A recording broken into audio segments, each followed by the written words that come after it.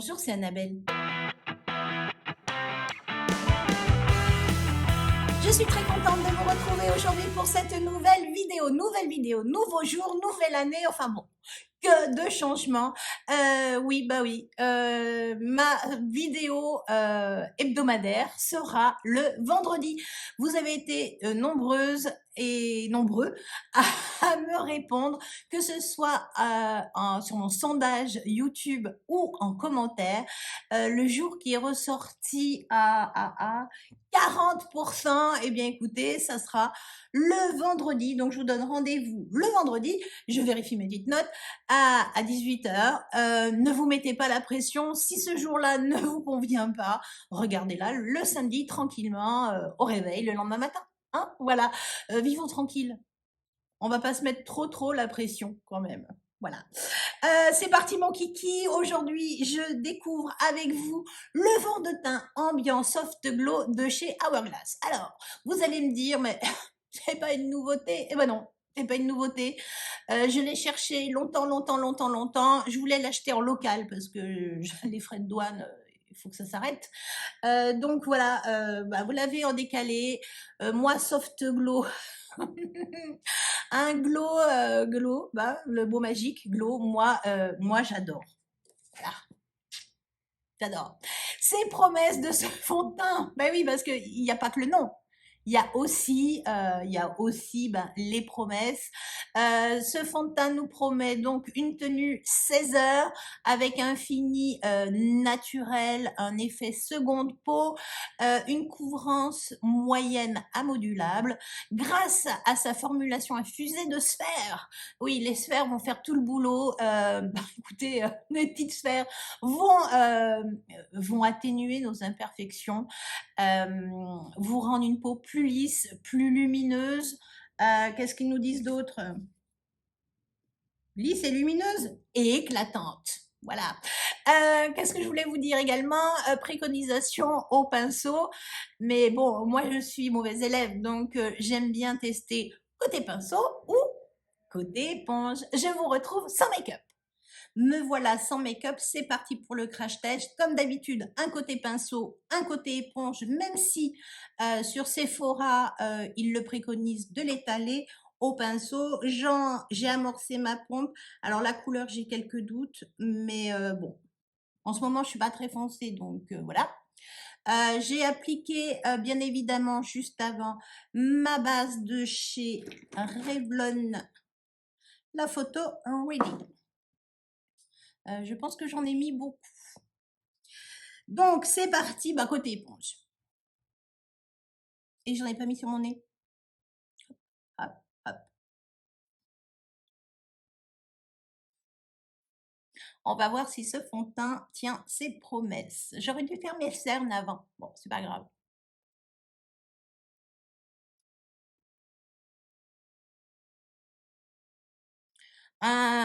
Ça s'étale très bien et le rendu est très naturel. Pour une couvrance moyenne à modulable, c'est très joli. Je dirais que c'est plutôt même presque léger, quoi.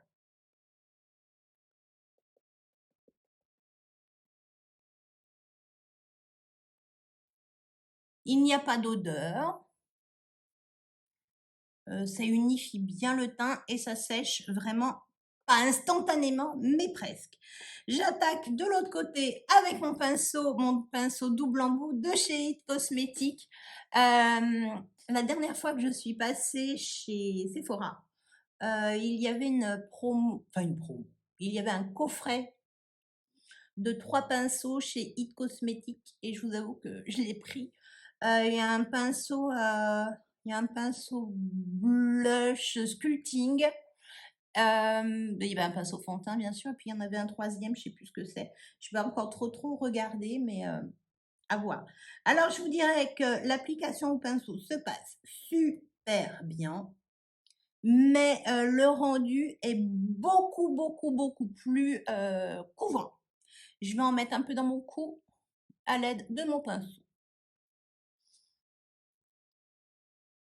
Ah oui, il n'y a pas photo. Côté pinceau, c'est beaucoup plus couvrant que le côté éponge.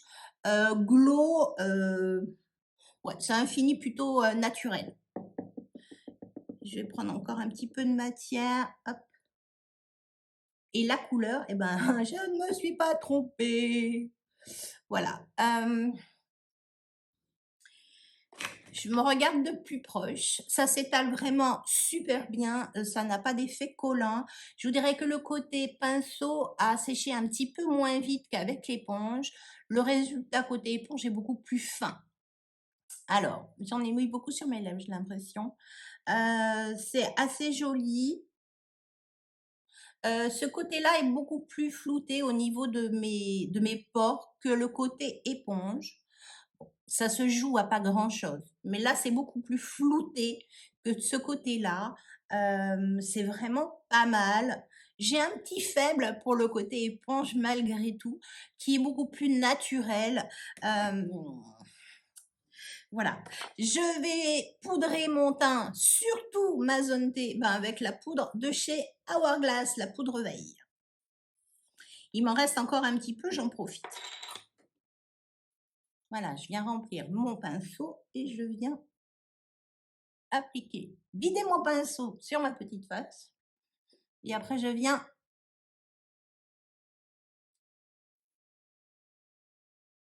poudrer vraiment ma zone T. Un petit peu sur les extérieurs, mais pas trop. C'est pas mal, c'est pas mal. Ça ne mange pas de lumière. Je vous dirais que pour l'effet glow, je m'attendais à mieux. Je vais faire mes cernes, je vais finir mon make-up et je vous reviens. Voilà, j'ai terminé mon make-up sur le fond de teint ambiant soft glow de chez Hourglass.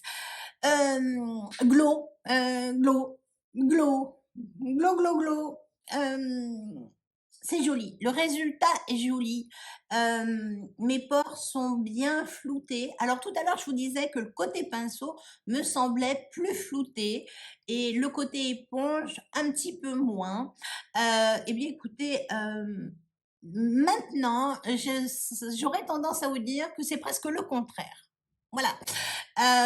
Mes fards se sont bien appliqués. J'ai appliqué des produits Hourglass un maximum. Donc, j'ai utilisé ma petite palette avec le bronzer et le blush. Et voilà le résultat. J'ai fait mes yeux avec la mini Biba de chez Natasha Denona. Je suis un peu déçue par le renvoi de lumière. Le côté éponge, voilà, était un peu plus fin que le côté pinceau. Une fois le make-up terminé, ça ne se voit plus.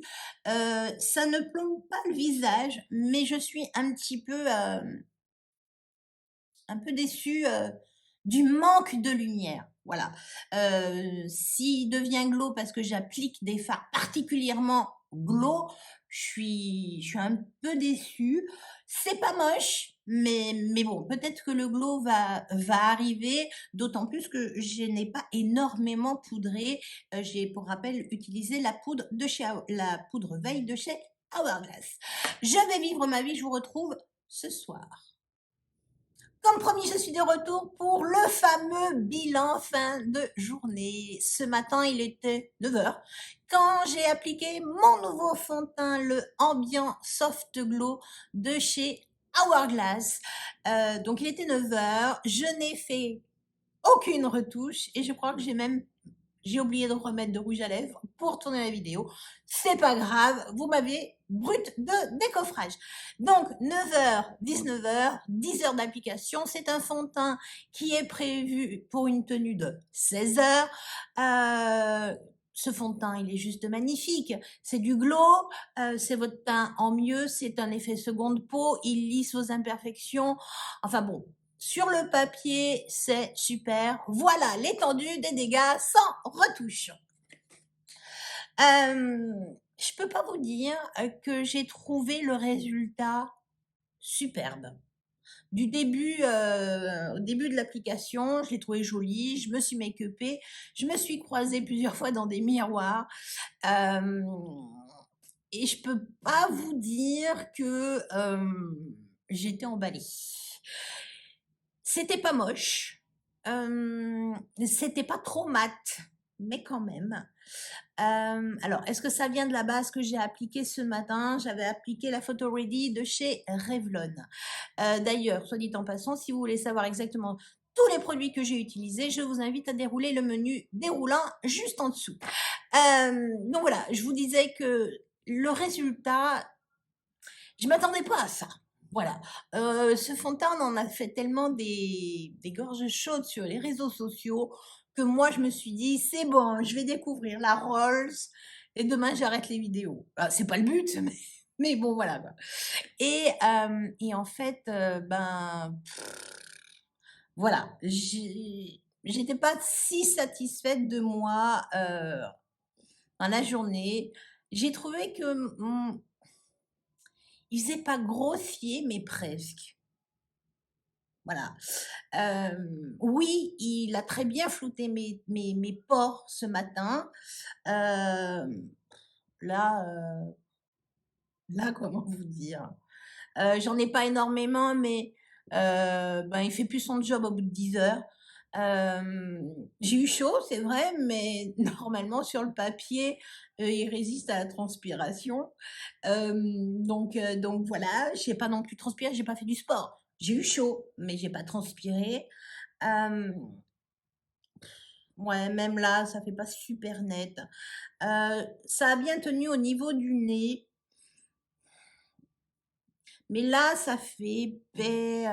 Je vous dirais que le côté éponge est un peu plus joli que le côté pinceau. Alors qu'il est préconisé de l'appliquer au pinceau. Ouais, moi je trouve que le côté pinceau est plus harmonieux de ce côté-là. Moi, je le trouve, j'ose pas vous dire, je le trouve grossier, quoi. Style un fond de teint petit prix. Enfin, même s'il y a des petits prix qui sont géniaux, mais pas pour 50 euros. Vous voyez ce que je veux dire? Voilà, j'y aurais mis 7-8 euros. J'ai dit, bon, voilà, au bout de 10 heures, tu as eu un peu chaud, mais là, 50 euros, et on vous dit que ça tient à la transpiration, moi, je veux bien, mais bon, mon côté pinceau, moi, je trouve qu'il fait bas de gamme et bon marché, alors que le côté éponge est un peu mieux, mais bon, quoi, enfin, les fards ont super bien tenu, par contre, là-dessus. Je vous dirais que sur le côté éponge, ça a mieux tenu que de l'autre côté. Donc, voilà. Que vous dire, je ne suis pas super satisfaite. À chaud, je vous dirais que c'est un magnifique foirage. Je vais continuer à la malmener et je reviendrai en fin de mois pour vous donner mon avis à froid. J'espère en tout cas que ce crash test vous aura plu. Si c'est le cas, n'oubliez pas le petit pouce bleu en l'air, ça fait plus que plaisir. Si ça n'est pas fait, n'attendez plus, abonnez-vous. C'est une vidéo une fois par 2 semaines, tous les vendredis. Si le cœur vous en dit, je suis quand même sur les réseaux tout au long de la semaine d'une façon assez régulière sur Instagram. Donc le lien, voilà, mon nom apparaît toujours en bas de l'écran. Je crois que j'ai fait le tour de la question et je vous dis à la semaine prochaine.